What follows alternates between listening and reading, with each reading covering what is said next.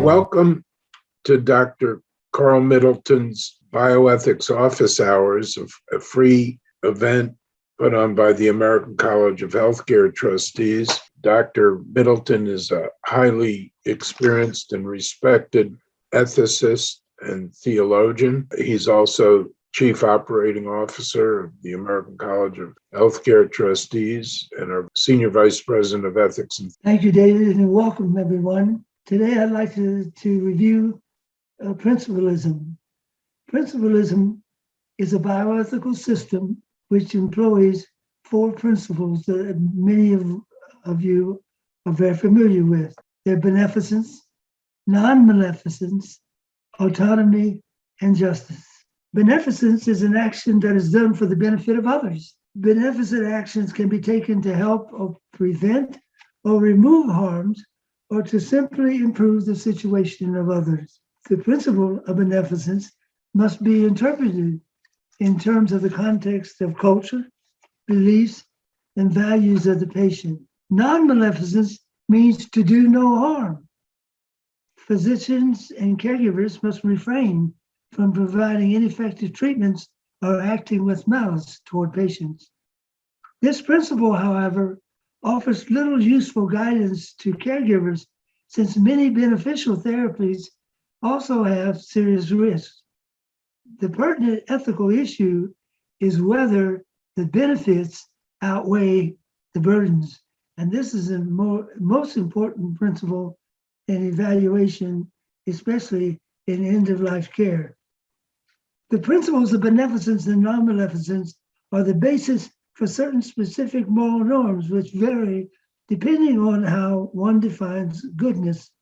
Some of the specific norms that arise from the principle of beneficence in the Christian tradition include never deliberately kill innocent life, seek the patient's good, act out of charity and justice, and etc. The principles of beneficence and non-maleficence form the foundation of the ethical duties of healthcare professionals and requires that harm be avoided and benefits sought for patients at all stages of their illness. The principles of beneficence and non-maleficence extend to healthcare organizations in supporting the provision of quality, person-centered healthcare that is beneficent, minimizes unnecessary harm, and respects patient autonomy. The principle of autonomy asserts the ethical right to make one's own decisions and carry them through. The principle of autonomy values the intrinsic worth of the individual and a person's ability to decide what is in his or her best interest. In respecting patient autonomy, healthcare professionals and health facilities are to respect the patient's decisions and actions without unnecessary interference. Autonomy is critical for making any decision regarding one's healthcare, especially important for patients with an incurable progressive illness when treatment decisions are less clear and depend greatly on personal values and preferences. The principle of justice. Justice in healthcare is usually defined as a form of fairness, or as Aristotle once said, giving to each that which is his due. This implies the fair distribution of goods in society and requires that we look at the role of entitlement. The question of distributive justice also seems to hinge on the fact that some goods and services are in short supply and there is not enough to go around. Thus, some fair means of allocating scarce resources must be determined. And the principle of justice, which makes us concerned not just for our individual good, but also for the common good of the family and society. Justice includes commutative justice, distributive justice, and social justice. To give an example would be when an insurance company has exhausted its allocated and contracted funds to care for a hospitalized patient, the insurance company can then demand that the patient be transferred to another facility or of lesser cost. If, however, the acuity of the patient is too high to be transferred, then the patient's healthcare costs continue to exceed the budget, which is unequitable for the insurance company. If the insurance company stops paying for services rendered, then it is unequitable for the hospital. If the hospital discharges the patient home before truly appropriate for the patient, it becomes unequitable for the patient. Clearly, these are unfortunately real-life ethical and moral dilemmas, which are most important, and we see it played out in end-of-life situations throughout. What is interesting, in the last couple of months, I've been involved with surveying employees at two Catholic health facilities, and the question was, what ethical issue is keeping you up at night that an ethics committee could help resolve?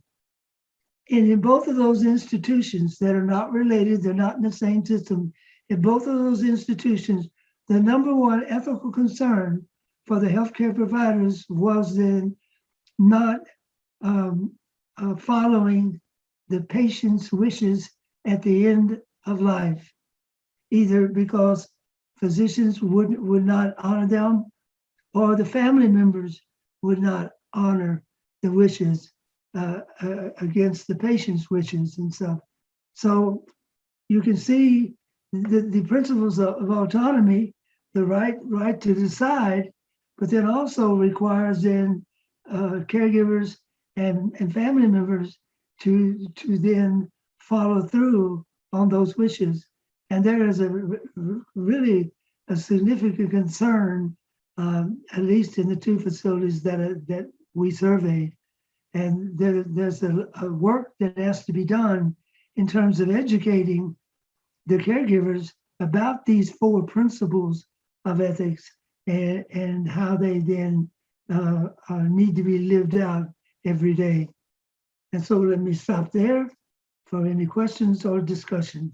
Well, that was a very important presentation, and it's incredibly gracious of you to be available for medical ethics office hours, which again is a great service of the American College of Healthcare Trustees. And these principles of ethics, of course, are familiar to physicians and surgeons, but it's important that they need to review them as leaders of the healthcare team. And physicians have always been the patient's best advocate, and to remain so, they need to be constantly keeping up with trends.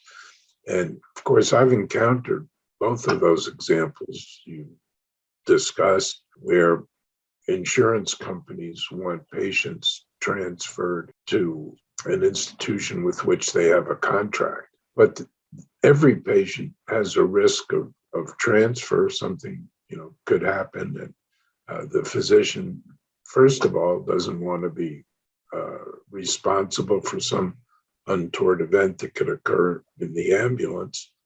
But secondly, if they're taking care of the patient, they typically have a bond with the patient, and to have the patient wrenched away from their care and sent to some unknown hospital or unknown physician or surgeon is very, very off-putting. So that clearly is a moral dilemma, because what physician would want to take responsibility for that transfer? And of course, they can't be transferred unless there's a accepting physician on the other end. And most physicians are very uncomfortable accepting such a patient.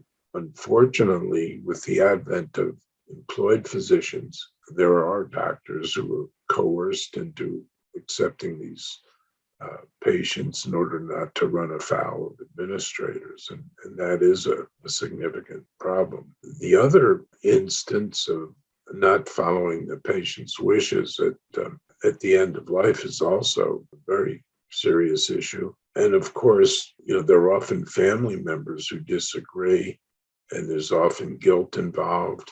Carl, I want to thank you for doing this, and we will share this presentation with our friends and fellows. Thank you. You're welcome.